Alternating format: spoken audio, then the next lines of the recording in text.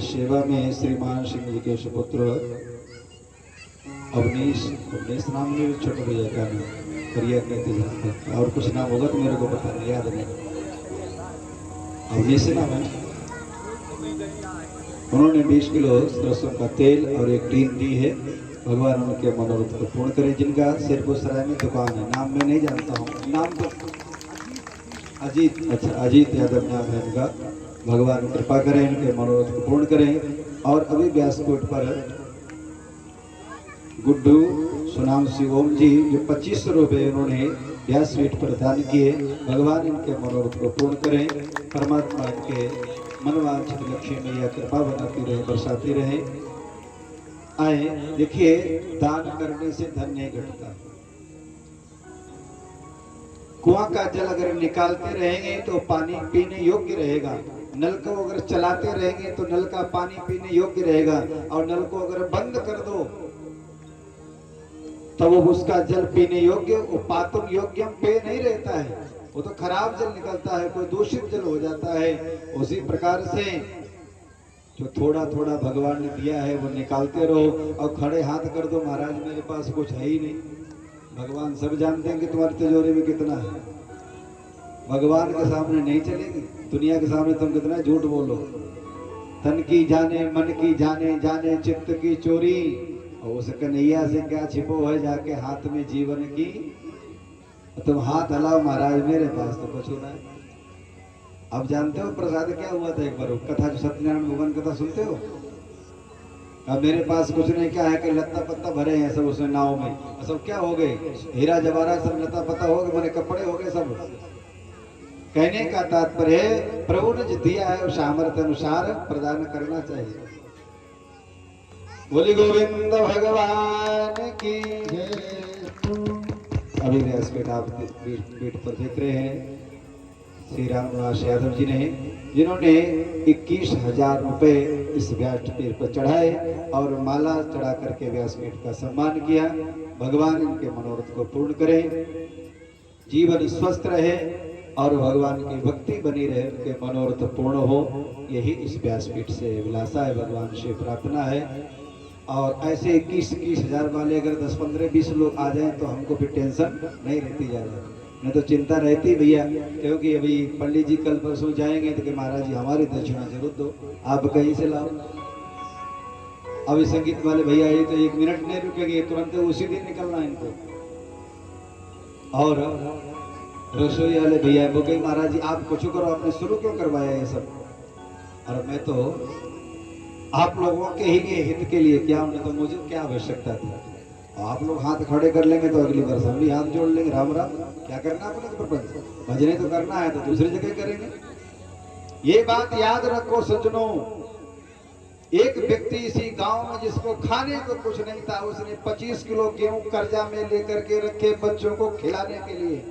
यहाँ पर अखंड पाठ हुआ और लाकर के 25 किलो गेहूं यहीं पर दे दिए। उसके जीवन में कोई कमी नहीं रही, आज माला माल वो परिवार है। इसी गांव की मैं घटना बताता हूँ, आप लोगों के यहाँ बहुत कुछ है, वो गांव परिवर्तित हो गया है। आज तो 100 बोरी पैदा होती है और देने के लिए लोग ऐसे करते हैं, अरे राम राम क्या कहें।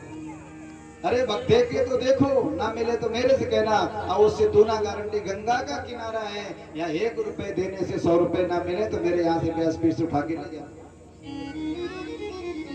गंगा के किनारे से दान करने से आपका जीवन धन्य हो जाता है। लेकिन धर्म कैसा रह गया है, आजकल तो ट्रैक्टर से खेती होने लगी ना, पहले खेती किससे होती थी, बैलों से। और जब बैल ताकत कम रह जाती, बैल जब बैठ जाता था, बैठाऊ बल जब हो जाता था तो उसे कैसे उठाते थे। जब बैल बैठ जाता है तो उसे उठाते हैं कि नहीं उठाते हैं, बांस डाल करके 2-3 लोग लगते हैं, हाँ हाँ, और जोर लगाते हैं, अरे उठो उठो उठो उठो, जो हाँ हाँ करते तो एकदम वो भड़बड़ा के उठ पड़ता है। शक्ति उसमें नहीं है, फिर भी वो जोर लगा के एकदम उठ जाता है और खेती जोतता है, गाड़ी में मस जाता है। उसी प्रकार का धर्म रह गया है कि हम लोग आकर के जगाते हैं, भैया उठो उठो, अरे थोड़ी ताकत तो लगाओ, थोड़ा धक्का हम भी लगा रहे हैं, आपकी नैया अवश्य पार हो जाएगी, आपकी नैया में देरी नहीं लगेगी। आप उठो तो थोड़ा साहस बनाओ। अब आप बैठे गुन्नू सुन्नू से बैठे रहोगे तो इससे क्या होगा। इसीलिए जीवन को कृतार्थ करना है तो प्रभु के सानिध्य में। और ये जान लीजिए, 1 वर्ष तक कुछ मत, 2-2 रुपए, मैं गारंटी से लिख लो, डायरी में लिख लो, 1 रुपया मत चढ़ाना, कहीं धार्मिक स्थानों पर मत खर्च करना। और नोट करना उस वर्ष कितना डॉक्टर साहब के पास गया, कितना कोर्ट कचहरी में गया और कितना फालतू के विवादों में खर्च हुआ। और 1 वर्ष जो बनी श्रद्धा से, यहाँ नहीं हर जगह जहाँ भी धार्मिक क्रियाएं होती हैं, धार्मिक अनुष्ठान होते हैं, वहाँ पर भगवान को निवेदित करके देख लेना उस वर्ष में कितना आपकी दवाइयों में खर्च होता है, कितना आपका कोर्ट कचहरी में खर्च होता है। अगर जिस वर्ष आपने नहीं दिया है उससे ज्यादा अगर खर्च होता है तो मेरा फोन नंबर ले लो, अगर जितना ज्यादा होगा भगवान की कृपा से मैं आपके घर में उतना ही दे दूंगा। मैं अभिमान नहीं करता हूँ, विश्वास से कहता हूँ, जो परमात्मा बैठे हमारे सामने और गोविंद के चरणों का विश्वास बड़ा प्रबल होता है कि जीव के सारे मनोरथ पूर्ण हो जाते हैं।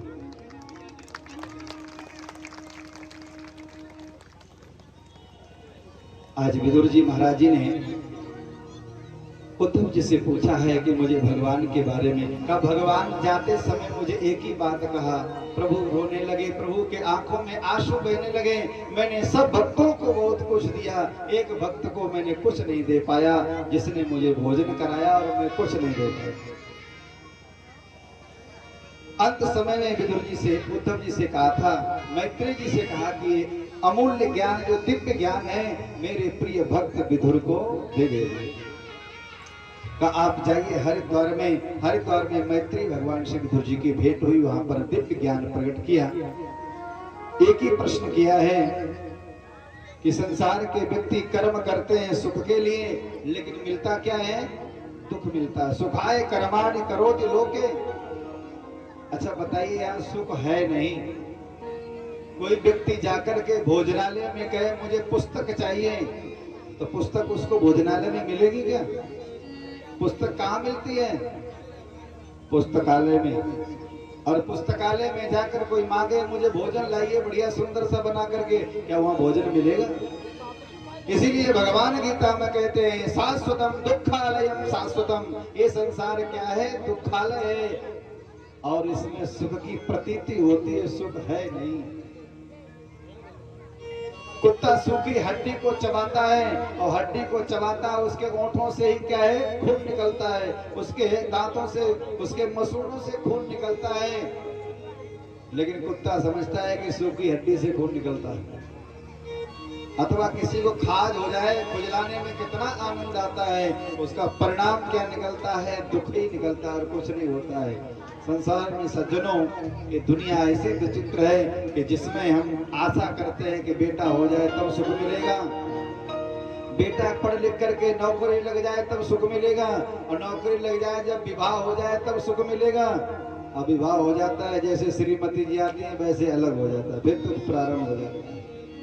इसलिए इसमें सुख नहीं है। सुख क्या है? परमात्मा के नाम नहीं है।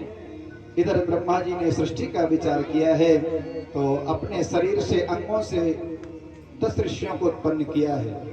मरीचि रत्रिंगर्षौ पुलस्त्यः पुलः क्रतुः भृगुर्वसिष्ठो दक्षश्च दशमस्तत्र नारदः।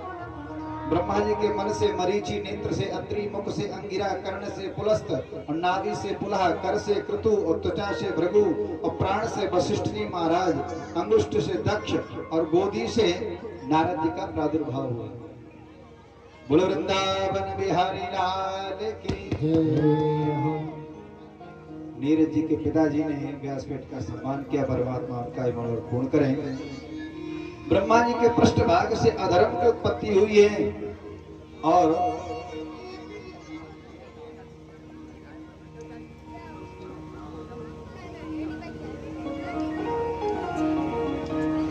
बोल वृंदावन बिहारी लाल की। अच्छा,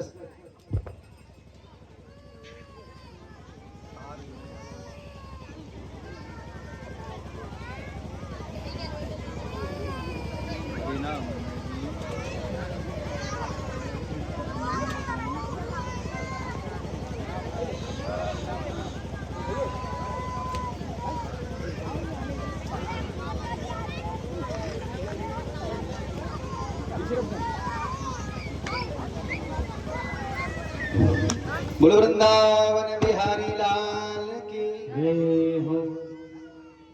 अच्छा, कितने लोग हैं कि सर्दी में नहाते हैं? खड़ा हाथ करें तो जल्दी समझ में आ जाएगा। वाह भाई, यहाँ तो सभी लोग महा नहाते हैं लग रहा गंगा जी। ऐसा नहीं कि झूठ मूठ में हाथ उठा दिए हो। सर्दी में कितने लोग नहाते हैं? जो कड़ाके की सर्दी पड़ती है तो जल्दी समझ जाएंगे। समझ जाओ, सुन लो। बहुत से ऐसे लोग पूरी पूरी बरस नहीं नहाते, होली पे नहाते, लेकिन यहाँ ऐसा नहीं होना चाहिए। गंगा मैया बह रही है, मर्जी आप जब डुबकी लगाओ मर्जी आ जाओ, बाहर आ जाओ। ये तो आपका पुण्य है, इसमें कोई दोहराई नहीं है।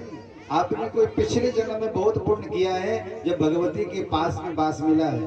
और इसमें भी अगर नहीं सुधरे, हो सकता है कि ऐसी जगह राजस्थान में फंस जाओ जहाँ के पानी ना मिले। जो सर्दियों में स्नान करते हैं उनको पता है कि हाथ पैर धो लो तो ठंडी नहीं लगती। कितना आलसी होगा तो अपना चेहरा तो जरूर पेंट कर लेता है, साफ तो कर ही लेता है।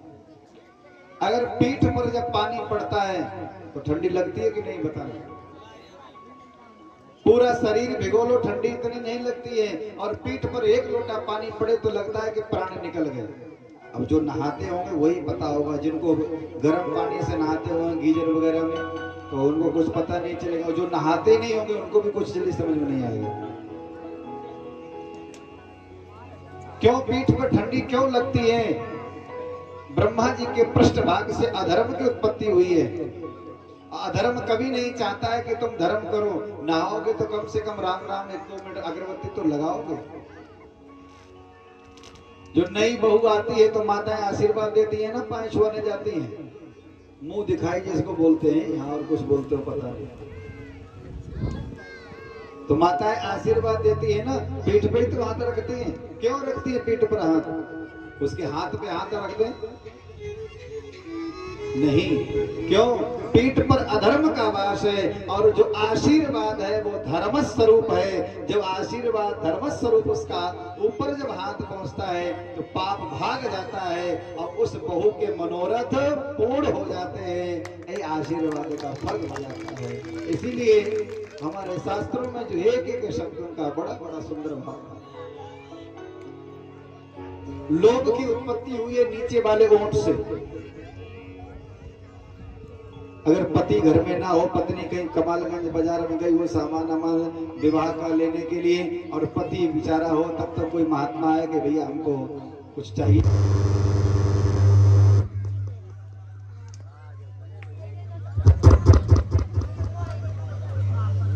हेलो हेलो, बोलो वृंदावन बिहारी लाल की। आंधी आ रही क्या? चलिए फिर जल्दी आरती करा दी, माताएं भागने लगी पर अपने घर को भी देखे। अच्छा, आंधी यहीं आएगी क्या? आप घर में आंधी नहीं आएगी? ये बताओ, घर में भी तो आंधी आएगी। पानी आएगा तो यहीं आएगा, घर में नहीं आएगा। यहाँ भी इतना बड़ा बरामदा गुरुदेव के पास से बन गया है, तो सब सुव्यवस्थित है। चलिए हम लोग, आप लोग सुनना ही कम चाहते तो हम सुनाना ही कम चाहेंगे। कहने का तात्पर्य है, क्या हम कह रहे पता चला? कहाँ पता चलेगी? पेट वाला। अच्छा, वो तो हो गया। जो पत्नी अगर बाजार गई हो, पति घर में हो और पत्नी से कोई, अगर पति से कोई कहे भिक्षा दो, तो पति ने एक कटोरे में, एक पात्र में भर करके गेहूं दिए। अरे अभी नहीं आंधी आई, क्यों भाग रहे हैं? प्रसाद लेके जाइए, आंधी थोड़ी आई है। लोग माताओं के मन में भ्रम बैठ गया कि आंधी आएगी।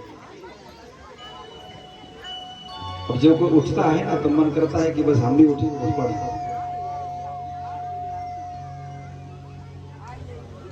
बोलो वृंदावन बिहारी लाल की। जयकारा में कंजूसी मत करो, जयकारा तेजी से बोलो। हमने देखा है उस मोहल्ले में अगर माताएं चर्चा करती तो कुटिया तक आवाज आती है, और यहाँ तो इतनी शांत बैठी है, जयकारा बोलने पड़ोसनी को भी आवाज नहीं जाती। बोलो वृंदावन बिहारी लाल की।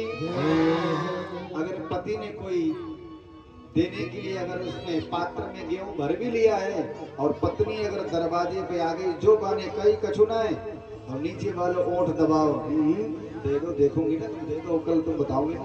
पति वहीं खड़ा रह जाता है। महाराज थोड़ी देर रुक जाओ, अब थोड़ी देर बाद देता हूँ। पत्नी आएगी तो सलाम मस्करा करके ही वो देगा, भले उतना ही दे अथवा कम दे। तो यहाँ से लोभ की उत्पत्ति हुई, क्रोध भाव से उत्पन्न हुआ है। ब्रह्मा जी ने देखा कि सृष्टि का विस्तार नहीं हो रहा, तो अपने शरीर के दो भाग कर दिए कि मनु और शत्रुघ्न, दोनों का विभाग कर दिया। 2 पुत्र हुए, 3 कन्याएं हुई।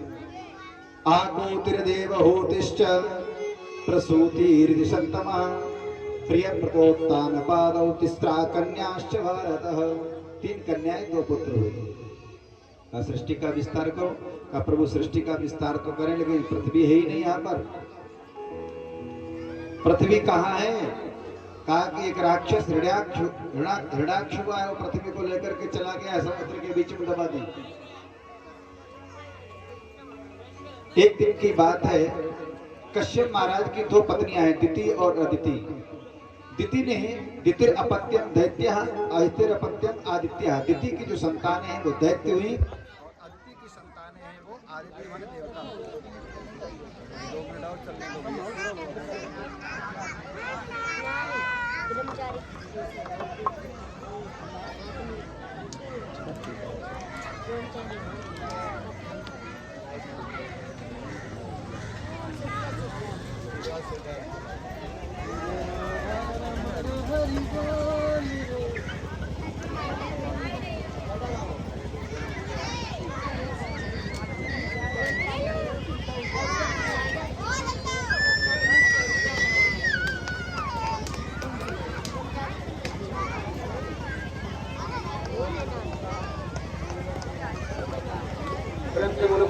लाल की।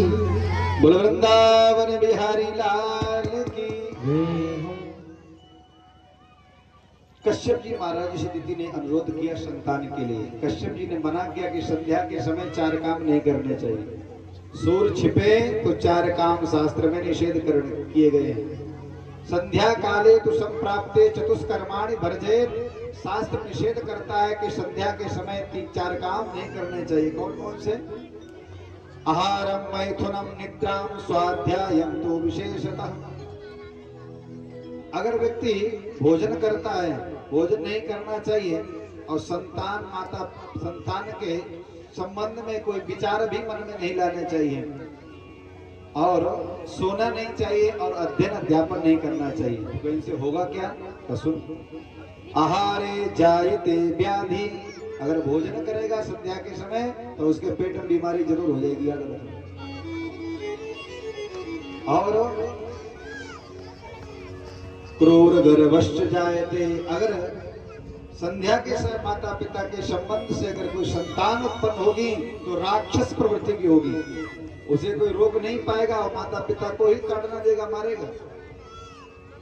और निद्रायाम ह्रियते लक्ष्मी, और संध्या के समय सूर्य छिपते के समय अगर कोई सोता है तो लक्ष्मी मैया चली जाती, गरीबी आ जाती है उस घर में। इसीलिए दीप जलाना जरूर होता है, जरूरी होता है। और जो पढ़ता पढ़ाता है तो सारी विद्या भूल जाता है, इसलिए संध्या के समय पढ़ना पढ़ाना वर्जित है। कश्यप जी महाराज ने मना किया, लेकिन दिति नहीं मानी। जब नहीं मानी तो उसका मनोरथ पूर्ण किया। शाप दिया, जा दिति तेरे गर्भ से 2 बड़े विकराल राक्षस उत्पन्न होंगे, क्षमा याचना मांगी का तेरा पौत्र होगा, वो बड़ा भाई धर्मात्मा होगा। 100 वर्ष तक दिति ने अपने गर्भ को धारण करके रखा। 100 वर्ष के बाद जो जन्म हुआ, पर्वताकार शरीर हो गया दोनों का। हिरण्यकश्यप हिरण्याक्ष दोनों बलवान दैत्य हो गए। देवता सब डर के मारे भाग गए, और पृथ्वी को उठा करके उसने कार्य कर दिया समुद्र के बीच में। ये कौन है दोनों? सनक सनंदन सनातन सनत कुमार ने एक बार ब्रह्मा जी के पुत्र हैं, मानस पुत्र, भगवान नारायण के दर्शन करवे जा रहे थे। उन्होंने दरवाजे पर रोक दिया जय विजय ने, हे महात्मा जी कहाँ जा रहे हो? मेरा भी कुछ दायित्व है, तुम बिना रोक टोक के जा रहे हो। श्राप दे दिया, जा तुमने रोका, तुम राक्षस हो जाओ।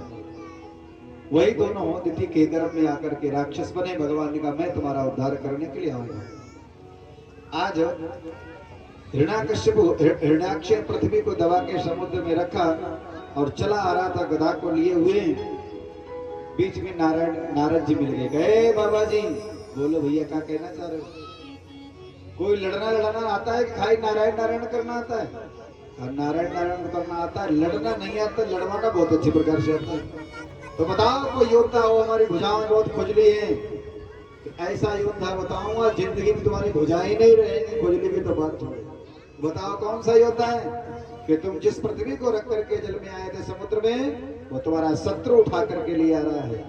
इधर भगवान ब्रह्मा ने प्रार्थना की तो नारायण ने बराह का अवतार धारण करके, और उस बराह की जो सूंघने की शक्ति बहुत होती है, वो सूंघते सूंघते प्रभु समुद्र से पृथ्वी को उठा करके ले आ रहे थे। जैसे ही रास्ते में आए तुरंत उसने कहा, हे जंगली शुकर कहीं के, कहां लिए जा रहा है पृथ्वी को छोड़ दे।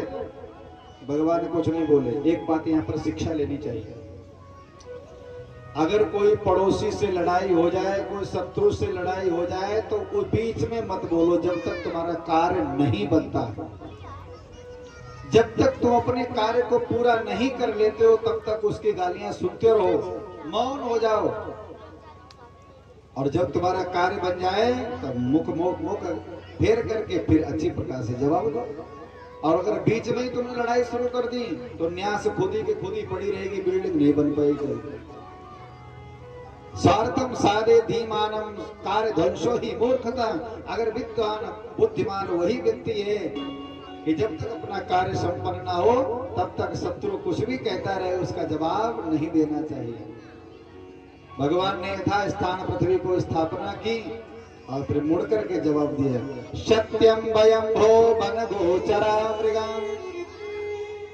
हे असुरराज, तुमने बहुत सत्य कहा, मैं वास्तव में जंगली शुकर हूँ, लेकिन तुम्हारे जैसे कुत्तों को ढूंढता फिरता हूँ, तुम्हारे जैसे ग्राम सिंहों को खोजता फिरता हूँ। जब कुत्ता कहा तो त्रिमिला गया, भयंकर युद्ध हुआ।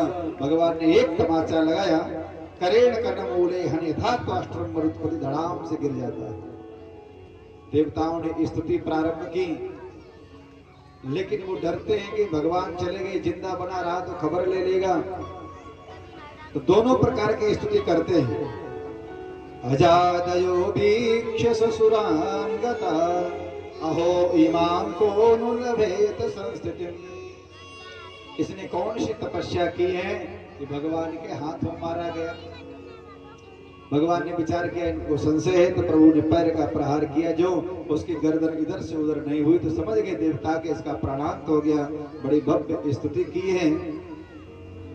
श्री सुखदेव जी कहते हैं, हे राजन परीक्षित, ब्रह्मा जी के छाया से जो कर्दम जी की उत्पत्ति हुई है, कर्दम जी ने तपस्या की और तपस्या करने के लिए गए। भगवान नारायण प्रकट हुए कि आज के तीसरे दिन मनु शत्रुपा अपनी कन्या देवहूति को लेकर के आएंगे, विवाह के लिए मना मत करना। कहा प्रभु हमारे घर में आप अवतार लेंगे तभी मैं ये स्वीकार करूंगा, और एक संतान होते ही बाबा जी बन जाऊंगा। मनु जी अपनी कन्या शत्रुपा को देवहूति को लेकर के आए। मनु शत्रुपा और विवाह की शर्त जब पूरी की तो उन्होंने स्वीकार कर ली। आज कन्या की विदाई का समय आया। सज्जनों, सबसे बड़ा माँ बाप को दुख होता है जब कन्या की विदाई होती है। कैसा विचित्र भगवान का नियम है कि जो कन्या 20-22 वर्ष तक कहती है मेरा घर, मेरे पिता का घर, मेरे बाप का घर, और जब विवाह हो जाता है तो मैया कहती है बिटिया 2 दिन बनी रहो। अरे मैया घर में कोई नहीं, बच्चे पढ़ने के लिए हैं, समय नहीं है, घर में बहुत काम पड़ा है। वो बिटिया फिर 2 दिन रहना ही उसका भारी पड़ जाता है।